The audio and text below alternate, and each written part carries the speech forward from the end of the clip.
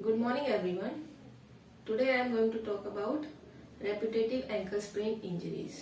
Repetitive ankle sprain क्या होता है? Repetitive episode of ankle sprain.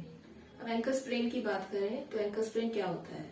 Ankle sprain तब होता है जब कोई चल रहा है तो उसका पैर अचानक से अंदर की तरफ मुड़ गया या बाहर की तरफ मुड़ गया तो उसको लिगामेंट इंजरी हो सकती है, तो उसको बोलते हैं एंकल स्प्रेन इंजरी।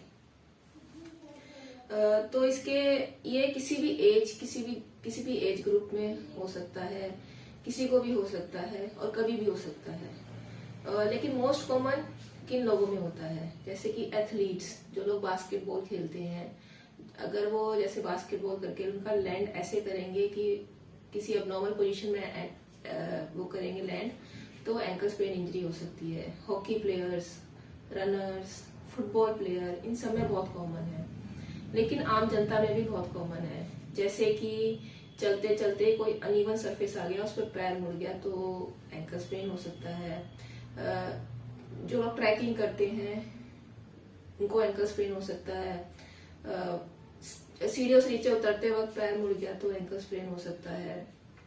या फिर आपका जो शूज है उसका आर्च सपोर्ट अच्छा नहीं है या फिर बहुत घिस गए हैं तो they can also lead to ankle sprain. या फिर प्रीवियस एंकल स्प्रेन इंजरी है और उन्होंने अच्छे से फिजियोथेरेपी ट्रीटमेंट नहीं लिया, तब भी एंकल स्प्रेन हो सकता है। तो अगर रिसर्च की माने तो 55% ऑफ द पेशेंट जिनको एंकल स्प्रेन हुआ है वो कभी भी फिजियोथेरेपी ट्रीटमेंट नहीं लेते, जिसकी वजह से उनका जो एंकल है वीक हो जाता है और that can lead to repetitive ankle sprain and which can finally lead to chronic ankle instability. Chronic ankle instability क्या होती है? दो तरह की होती है, एक होती है मैकेनिकल इंस्टेबिलिटी और एक होती है फंक्शनल इंस्टेबिलिटी। मैकेनिकल इंस्टेबिलिटी मतलब कि जो टिश्यूज जो हमारा एंकल जॉइंट बनाते हैं, जैसे कि बोन, मसल्स, लिगामेंट, इसके अंदर जो लिक्विड होता है साइनोवियल फ्लूइड, इनमें अगर कोई प्रॉब्लम आ जाए, जैसे कि बार बार रेपिटेटिव एंकल स्प्रेन होने की वजह से जो लिगामेंट है एंकल के वो लूज हो जाते हैं, डीजनरेटिव चेंजेस आ जाते हैं हमारी बोन में, हमारा जो कार्टिलेज है वो डैमेज होना शुरू हो सकता है। तो ये होते हैं मैकेनिकल इंस्टेबिलिटी के कॉज फैक्टर्स। अब बात करते हैं फंक्शनल इंस्टेबिलिटी। फंक्शनल इंस्टेबिलिटी क्या होती है? फंक्शनल इंस्टेबिलिटी में एक मेन कंपोनेंट है प्रोप्रियोसेप्शन, मतलब कि प्रोप्रियोसेप्टर्स, जो हमारे रिसेप्टर्स होते हैं फुट में, जो हमारे ब्रेन तक सिग्नल पहुंचाते हैं कि हमारा फुट कौन सी पोजीशन में है।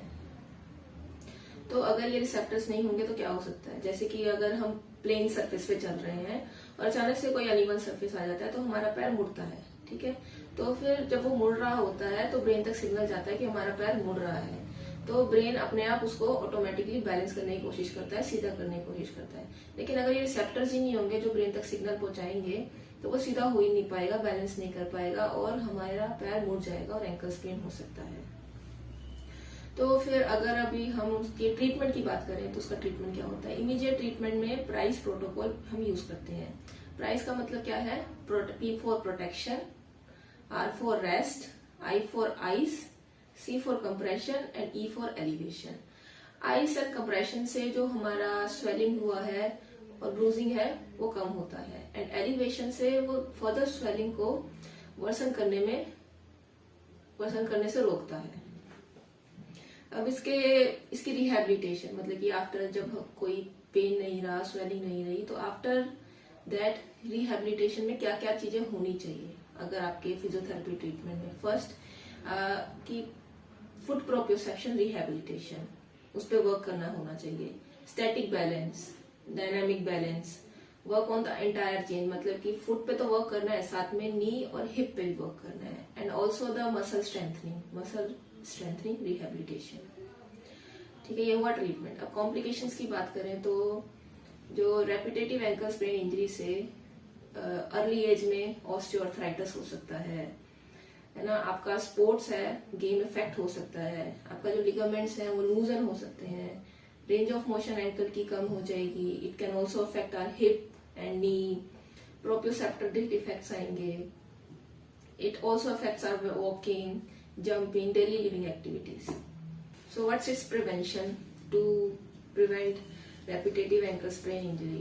First is watch your step, देखो कि आप कहाँ चल रहे हो, आपका फुट कौन सी फुट कहाँ पे कौन से ग्राउंड पे लैंड होने वाला है। अगर कोई अनइवन सरफेस है तो उसको ध्यान से देख के चलिए।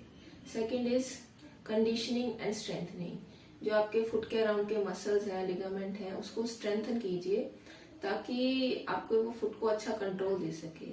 थर्ड इज वार्मिंग अप, अगर आप कोई भी एक्टिविटी करने जा रहे हो तो उससे पहले वार्म अप कीजिए, स्ट्रेचिंग कीजिए, क्योंकि जो स्ट्रेचिंग है वो हमारे मसल्स को प्रिपेयर करती है फॉर जॉगिंग, रनिंग और एनी अदर स्पोर्ट्स एक्टिविटी।